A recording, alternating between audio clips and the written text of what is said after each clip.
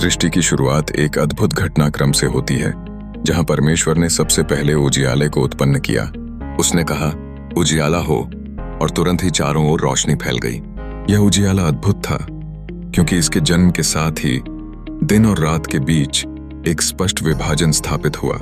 परमेश्वर ने देखा कि यह अच्छा है, और इसी के साथ पहले दिन की शुरुआत हुई। दूसरे दिन परमेश्वर ने जल के बीच एक भेद बनाने का निर्णय लिया। उसने जल को दो भागों में बांट दिया, जिससे आकाश का निर्माण हुआ।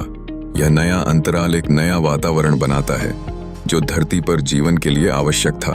जब परमेश्वर ने फिर से देखा, तो उसे आकाश की रचना भी सुंदर लगी। तीसरा दिन एक नया मोड़ लाता है, जब परमेश्वर ने सूखी धरती को प्रकट किया।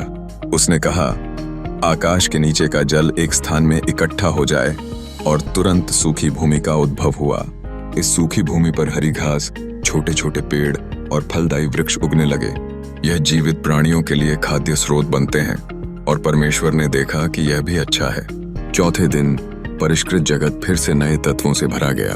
परमेश्वर ने कहा, आकाश में ज्योतियां हों, और इसी प्रकार सूरज, चांद और तारे बनाए गए। ये ज्योतियां दिन और रात को निर्धारित करने के लिए और धरती पर प्रकाश डालने के लिए बनी। अब आकाश में ये सितारे धरती के लिए न केवल रोशनी देते, बल्कि इसे सौंदर्य भी प्रदान करते थे। पांचवें दिन का आगमन जल में जीवन की भरपूरता की पहचान कराता है। परमेश्वर ने कहा कि जल जीवित प्राणियों से भर जाए और पक्षी आकाश में उड़ें। इसके साथ ही समुद्रों में बड़े बड़े जीव और आकाश में उड़ने वाले पक्षियों की रचना हुई। यह जीवन की एक नई धारा का आरंभ था, और परमेश्वर ने उन्हें आशीर्वाद दिया, जो सृष्टि का एक महत्वपूर्ण चरण था।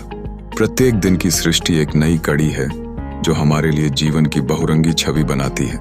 परमेश्वर का देखा गया अच्छा है हमें यह दर्शाता है कि सृष्टि केवल उपस्थिति में नहीं, बल्कि अनुभव में भी आनंद देती है।